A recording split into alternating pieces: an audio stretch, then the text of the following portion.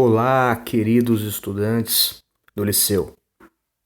Continuando aí a nossa sequência de aulas online, disponíveis aí. Aula 2, do dia 8/5/2020, da Era Comum. Continuando ainda aquela revisão do primeiro bimestre, né?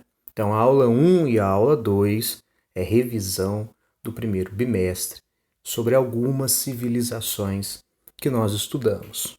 Lembrando que essas aulas têm o básico e essencial que você deve saber para começar a fazer qualquer exercício, não é? As civilizações desta aula, da aula 2, eu já tinha passado há um tempo atrás para vocês, tá? Mas a gente vai revisar, então, geral, ok? As últimas civilizações que a gente viu, os povos da Mesopotâmia, os egípcios, né? Uma outra civilização aí na Ásia, aí nessas civilizações mediterrâneas. Olha no primeiro mapa, o mar Mediterrâneo. Tá vendo ali? Grécia, Ásia Menor, Egito, não é? Vai ter uma faixinha estreita de terra, situada entre esse mar Mediterrâneo, uma cadeia de montanhas, que a gente vai chamar aí na época da antiguidade de Fenícia, não é? Os povos fenícios se organizaram em cidades-estados. De novo, isso é muito importante, esse negócio de cidade-estado. Algumas sociedades se organizam em impérios, com imperadores, com reis. Outras se organizam em cidades-estados. É uma cidade que é independente, que é autônoma, que possui o seu rei, sim, possui as suas leis e que fazem contatos com outras cidades, não é? Por que a gente chama então todo mundo aí de fenício? É porque eles têm uma cultura em comum. E para facilitar o estudo, claro, imagina a gente ficar falando aqui de cada cidade, estado, fenícia. Então, gente, essas generalizações são necessárias, gostando ou não, não é? Facilita o nosso estudo. Os fenícios, então, onde hoje é o Líbano, não é? Olha aí, ele, como é uma pequena faixa de terra, a agricultura não será um ponto forte. Vai existir agricultura? Claro que sim. Mas será o ponto forte? Não. Eles estão de cara com quem? De cara com o mar Mediterrâneo. Os fenícios serão ótimos comerciantes marítimos. Os fenícios vão fazer uma comunicação aí maravilhosa entre os povos do Mediterrâneo, com os gregos, com os egípcios, tá? Olha lá, ali tem alguns exemplos de cidade, estado fenícia: Bíblos, Sidon e Tiro. Embaixo você vai ter a região da Palestina, não é? Que mais para frente vamos citá-los também, tá? Então, o fenício era uma sociedade de povos do mar, onde eles fazem rotas comerciais pela Península Balcânica, Grécia, tá? Pela África, pelo norte da África. Então, quem que vai ser os mais poderosos da sociedade fenícia? É quem vai ter o controle do comércio marítimo. Você vai ter escravos, você vai ter camponeses, não é? Você vai ter pequenos comerciantes, mas o poder vai estar na mão dos grandes navegadores. Isso na Fenícia a gente chama de talassocracia. O poder político nas cidades-estados fenícias estarão na mão dos grandes navegadores. Não é? Essa aí era o povo que mandava. A aristocracia, um pequeno grupo. Não é? Então, assim, ó, você tem que pensar o seguinte: se você tem uma sociedade onde a agricultura manda, quem vai mandar na sociedade? Quem vai ter o poder político na sociedade? Vai ser os grandes donos de terra. Se você tem uma sociedade onde o comércio marítimo manda, quem vai controlar a política dessa sociedade? Quem? Os grandes navegadores, não é? fenícios, lembrando, hein, os fenícios também, os importantes produtos, né? Eles comercializavam de tudo, iam trocando, fazendo essas trocas comerciais, né? Compravam o papiro do Egito, vendia na Grécia, a púrpura, não é? Os tecidos de cor púrpura que imperadores, reis, nobreza usava, não é? A madeira, o cedro, muito importante para fazer navio, tá? Então, fenício, comerciantes. E a principal herança do fenício foi o alfabeto fonético. Esse é o alfabeto que você estuda lá no ensino fundamental 1 e usa para a vida inteira. Esse alfabeto com as consoantes é herança fenícia. Porque se eles eram grandes comerciantes, eles precisavam facilitar a forma de registro. Imagina se você usar aquela escrita cuneiforme para registrar o comércio. Que complicação! Mais de 2.000 símbolos? Não, vamos criar aqui com dezenas de símbolos apenas. E é o que os fenícios fazem. Depois os gregos dão uma olhada nesse alfabeto fenício e criam as vogais, né? Olha aí, a gente tem um pouquinho de fenício, né? Olha só. Eu comentei também uma outra sociedade, sempre lembrar, viu, gente? A gente estuda esses povos, mas existem muitos outros na Ásia, muitos outros na África, muitos outros dentro da própria Europa que a gente não vê. Tem lá aqueles povos nativos de um continente que na Idade Antiga ainda não conheciam, os povos da Idade Antiga ainda não conhecia, não é? Então você tem muitos povos, muita diversidade. Lembrar, a África não é um país, não. Vou lá para a África. Tudo bem, você pode ir lá para a África, mas você vai para onde? A África é um continente, não é? Então você vai ter vários povos dentro da África. A gente fala do Egito, o Egito fica na África, mas a gente fala tanto só Egito, Egito, Egito, tem hora que esquece que fica na África. Não, e fica. Fica na África, africano, egípcio é africano. Olha o tanto de povo que a gente podia estudar aí, né? Só que o tempo não permite. Sempre quando a gente pode falar, a gente vai falar. Cartago, Gana, Mali, Songhai, Congo, Axum. E eu comentei muito rápido, né, na última semana de março, sobre o reino de Kush. Lembra disso? Que é um outro reino que foi tão importante quanto os egípcios, por exemplo. Né? Então lembre sempre dessa diversidade, tá? É que a história pode ser contada por diversos povos. Não só do jeito que a gente estuda em sala de aula, não é? Talvez alguma tribo africana, ou lá na China, pode contar a história a partir de outro ponto de vista. Né? Então tem essa noção. A história é uma matéria humana. Então ela terá vários pontos de vista. Falo muito isso em sala, né? A gente comentou rapidão aí do reino de Kush, lembra lá? É na Núbia, não é? A Núbia é uma faixa de terra ao sul do Egito, não é? Cortada pelo rio Nilo também.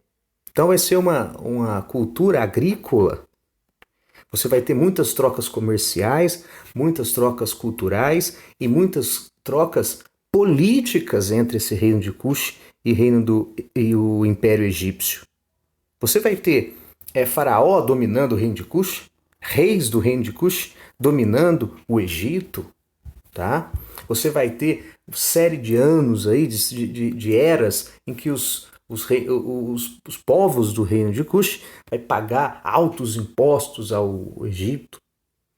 E vai ter um tempo que ele vai dominar o Egito, vai ter uma série de faraós, não é? E lá é um pouquinho diferente, lá eles construíam pirâmides também, não tão grandes, iguais às dos egípcios, dos faraós egípcios, né? Eles construíam pirâmides, não é? O rei era escolhido pela comunidade quando alguém se destacava. Mulheres subiram à política. Você vai ter rainhas, rainhas mães, as Candaces. Olha só, hein? No Egito você também tem, né? Você vai ter também algumas líderes políticas.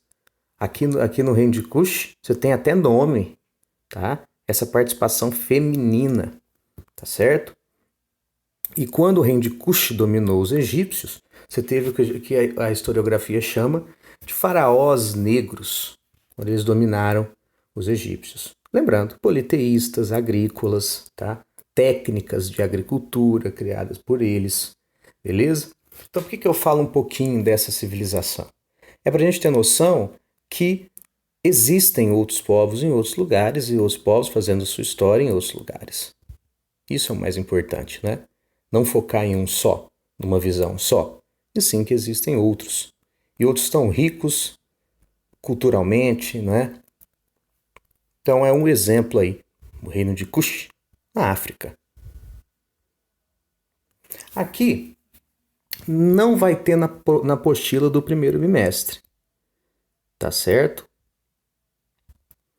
Ele vai ser apenas citado. Por que eu vou falar dessa civilização aqui agora, muito simplificado e generalizado para vocês? É para quando a gente começar a aula 3, esse povo, essa civilização, foi o maior inimigo dos gregos. Os gregos, a gente vai ficar um bimestre inteiro trabalhando com os gregos, tá? Os principais inimigos dos gregos foram os persas. Aí você está vendo um mapa, localiza no canto superior esquerdo Macedônia, Grécia, olha lá, Grécia, Lídia, Ásia Menor, não é? Você vindo aqui para a direita, mais embaixo, não é? Então vai lá, ó, Ásia Menor, aí você vai ver Média, não é? Pérsia, depois o Egito na África, a gente já viu. Ali nesse centro aí, que a gente está vendo no mapa, você tem o território da Pérsia e os povos medos, tá? Os gregos chamavam essa galera dos medos. Os povos persas, eles são militares expansionistas. Então, se é militar, guerra. Se é guerra, ele guerreia para conquistar a terra. Expansionista. E eles vão aí, olha aí o que eles vão conseguir à medida que vai passando o Império Persa. Eles vão dominar boa parte aí da Ásia, a África, o Egito, né? E vai chegar na Grécia. Na Grécia vai ter aí confusão. Eles vão brigar aí à torta e à direita, grego e persa. A gente vai ver nas próximas aulas, tá bom? Então essa civilização aí que eu quero falar são os persas. Os persas, então, onde hoje é o Irã. São povos expansionistas, formaram um império, e você tem dois reis importantes. Ciro I, não é? Ciro I é importante porque ele unifica os povos persas. Então, você viu aqueles medos que eu falei e tal? Então ele vai unificando aquelas tribos a seu comando e fortalecendo o seu império. Beleza? E ele vai fazendo como? À medida que ele vai conquistando aquele território, ele para e fala para os líderes locais. Olha, ou você segue os persas, tá certo? Ou você segue os persas, ou a gente vai dar um pau no vocês, né? Ou você segue a gente, paga o imposto pra gente, e a gente mantém vocês, as suas lideranças e tudo, a domínio dos persas, ou a gente entra em guerra. Né? Então, aqui, é até entre aspas, né? Respeitavam a cultura local, é porque eles mantinham as estruturas locais. Tá? E o rei Ciro I, que é esse da foto não, né? Do desenho, da gravura, unifica o Império Persa. E o descendente do Ciro I, o Dario I, foi um rei muito importante na Pérsia, porque ele vai organizar, ele vai controlar, ele vai criar um monte de fatores que aquele império cresça. Por exemplo, ele divide o império em satrápias. Satrápias é uma divisão do império. Essa terra aqui é uma satrápia, essa é outra. Cada uma é controlada por um sátrapa e esse sátrapa deve respeito ao imperador. Então, eles controlam a sociedade, os impostos, as batalhas. E esses sátrapas são sempre fiscalizados pelo que a gente chama de olhos e ouvidos do rei. Eles são tipo espiões. Eles estão de olho nesses sátrapas, porque se eles fizerem alguma besteira dentro do Império Persa, esses olhos e ouvidos do rei conta para o imperador. Além do Dario I construir uma rede de estradas no Império para a época fantástica. O correio, isso mesmo, ele cria um correio. Na estrada você tinha vários pontos onde os caras iam correndo, andando a cavalo, levando as mensagens e vai parando nos pontos e tudo. Para a época, aquilo magnífico. Cria moeda e tudo, né? Então, do rei Dario I é importante nessa organização. Umas cidades-estados, perdão, olha eu errando, hein? Uma cidade persa importante, ó, Persépolis e Pasárgada, né? Já dizia o poeta, vou para Pasárgada, pois lá sou amigo do rei. Pasárgada, cidade persa. Eu falei errado ali, cidade-estado não, hein? Os persas formaram um império, tá? E a religião deles foi escrita por um cara chamado Zoroastro. Ele faz o registro da religião. E os persas acreditavam na dualidade, o bem e o mal. Você nasce, você quer seguir o quê? O bem? Você quer seguir Mazda? Ou você quer seguir o mal, Arumã? O persa é dualista, que a gente chama isso de religião. Zoroastrismo ou Mazdeísmo. É uma religião dualista persa. Muito nessa divisão entre bem e mal. O que você quer seguir? Era isso que o persa acreditava. Persa, então, Ásia, expansionista, militar, império, tá certo? Que vai se chocar com os interesses dos gregos, que a gente vai ver nas próximas aulas. Então, lembrando aí, galera, a aula é genérica, nunca é igual à aula presencial, em que a gente troca ideia, em que a gente discute, em que a gente troca informações, é mais dinâmica, tá? Sempre que você quer saber mais alguma coisa, tiver alguma curiosidade, pesquisa, né? Veja vídeos, veja sites, leiam. Para a história é muito importante a leitura, tá? E para você que está no 6º ano, a sua curiosidade é o motor do conhecimento. Aqui nas aulas a gente generaliza tudo, simplifica tudo, tem que explicar o que a apostila pede. Mas se você tem alguma curiosidade, pergunte, pesquise. É muito importante a pesquisa, certo? Você ir atrás dos conhecimentos. Você querer aprender. É isso que vale a pena. A gente saber um pouquinho de tudo, não é? Então não se limite a videoaula. Eu não estou falando isso por causa do momento, não, hein? Eu sempre falei isso, né? Até quem presta atenção nas minhas aulas eu falo. Não é só por causa desse momento, é sempre na nossa vida. Sempre que você tenha curiosidade, vá, pesquise, converse, troque ideias.